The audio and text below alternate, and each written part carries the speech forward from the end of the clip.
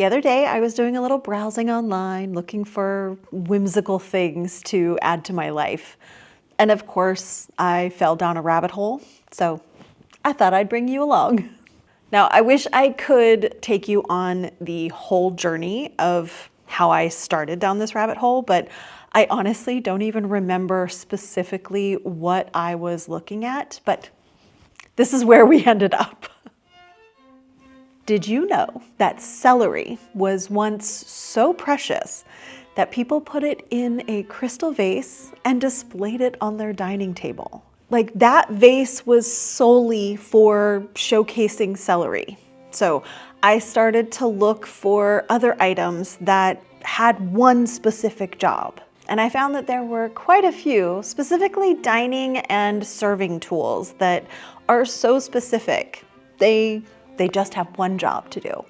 So today we are going to chat about some of these slightly odd items that are very committed to the task they were built for. I'm sure that we have all come across some of these things in flea markets or antique malls, maybe not even knowing exactly what they were meant for. But clearly they were special and meant to do a specific task. And I'm always curious about these things because, most are really beautifully designed. So, like, were these things actually useful, or were people just being a little extra? So let's get back to our celery vase. And yes, it is exactly what it sounds like. It's usually a fluted crystal or sometimes metal vase with a wide bottom to fit a whole stalk of celery. You'd fill it with water, stand your celery upright, and place it right in the middle of your dining table. This wasn't just a quirky little trend. Celery was actually kind of a big deal. In 19th century England, oddly enough, it was kind of difficult to grow. Not the easiest thing to get your hands on. So because of that, it became something that affluent people used to show off a bit and say to their friends, look, we have celery money. So instead of just serving it quietly, it became part of the tablescape, a centerpiece even. Sometimes brought out during the salad course like it was having its own moment. And the vases themselves, they're not simple. Some have pedestal bases, cut crystal, little scalloped edges. They're clearly meant to be seen and display this kind of symbol of wealth and status. This wasn't just, we need a container for celery. This is, we're making an event out of this. People even gave these vases as wedding gifts, which I think is kind of cute. Just, starting out your new life together with a very elegant way to display your celery. Of course, almost all of these items are what affluent and wealthy people owned and used. And some of them are geared towards servants using them.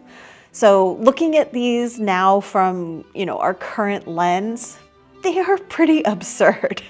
But I can also appreciate the whimsy and a certain level of practicality in them. Like the pickle caster. Once again, popular in Victorian England, these beautiful works of art were fancy servingware for pickles or chutneys. And much like the celery vase, these were seen as a status symbol because it usually meant that you had staff to pickle things for you. Because of course you weren't going to do it yourself. And then you could serve it to your friends in an elaborate jar. The glass portion of the jar was usually pretty ornate, and some used colored or painted glass to really stand out. The metal holder and matching tongs were also pretty detailed with floral or nature motifs, or even gargoyles and claws for the tongs. This concept is equally about table etiquette and hygienic serving. After lifting the jar top, your delicious pickled items could be retrieved by using the delicate tongs to ensure that your fingers don't get pickle juice all over them. I mean, how gauche. But this was also practical as your guests weren't sticking their dirty hands into the jar to retrieve the pickles. So it's a win-win in my book. Now, I have an undying love for pickles of all kinds. Unfortunately, Vienna is sorely lacking in their dill pickle options, but it is my goal to make my own pickles someday soon. So if I ever have the opportunity to possess a gorgeous pickle caster, you bet your bottom that I will certainly be showing off my homemade pickles in such an elaborate vessel.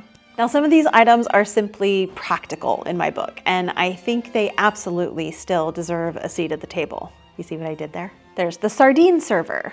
It's basically a wide, flat fork designed specifically for serving sardines. Because sardines are notoriously flimsy, the extra wide tines are designed to cradle the fish, preventing breakage. And the cucumber server, usually sterling silver or silver plated. It was designed specifically to serve thinly sliced cucumbers. The serving end is generally flat and wide and often shaped like a shovel. And a lot of them have these beautiful cutout patterns, so the liquid just drains off, which actually makes sense if you're serving something like cucumbers in vinegar or cream. Many servers include a row of tiny teeth or tines along the edge or at the tip to make it easier to pick up these delicate slippery slices. And then you have things like grape shears, which are exactly what they sound like, little scissors for cutting grapes. But not in the kitchen, mind you, at the table. They were used during the dessert course of a formal meal. Instead of tearing off a single grape with your hands, a diner would use the shears to cut a small cluster, place it on their plate, and then use their hands to eat. One of my favorites is a toast rack. I think they are so beautiful. Popular in the late 18th century and into the 1930s, the divided sections are designed to hold slices of toast upright, allowing air to circulate between them. This prevents the toast from becoming soggy by letting the water vapor escape. And if you've ever stacked your toast on itself on a plate, you know that this is an issue. Some versions even have small dishes in the center for butter or jam, and they usually have a handle on top so you can easily transport your perfectly toasted bread to the table to be enjoyed. I am still on the hunt for my perfect toast rack, but this next one is something that I do own already. A crumb sweeper, also known as a silent butler. They're essentially small dustpans and little brooms for sweeping up crumbs from the dining table.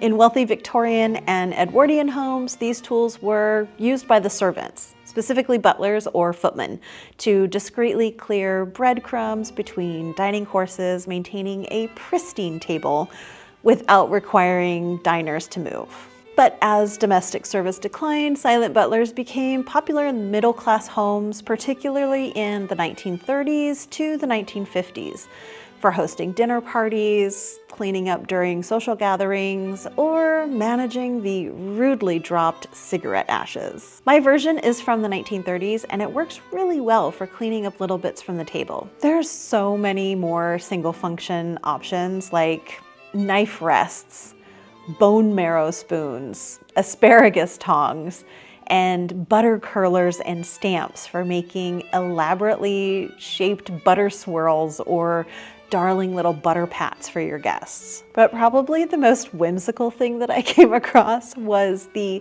personal nutmeg grater. In the 18th century, nutmeg was an extremely expensive spice imported from the East Indies. So carrying a personal grater was a sign of wealth, status, and culinary fashion. A personal nutmeg grater was used to grate whole nutmeg on demand, typically carried by wealthy gentlemen or ladies in their pockets, purses, or traveling kits. These graters were used to add fresh nutmeg to food or drinks, particularly alcoholic punches, which were all the rage, like hot toddies and mulled wine. So these tools come from a time where meals looked very different.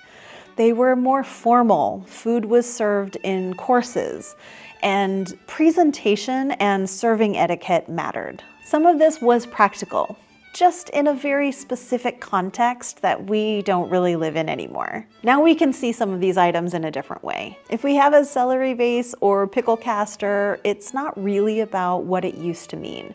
We aren't necessarily displaying our wealth. It's just a fun piece of history that we can actually use and maybe add some whimsy to our dining table. These objects certainly would be a discussion piece at your next dinner party. Hopefully the next time you're strolling through an antique store and you see one of these items, it'll make you smile and just, know that that item did one job really well for its entire existence. I know there are so many more objects like this, so if you have an interesting item that was made for one single task, let me know in the comments. I always love a catalyst for going down another rabbit hole.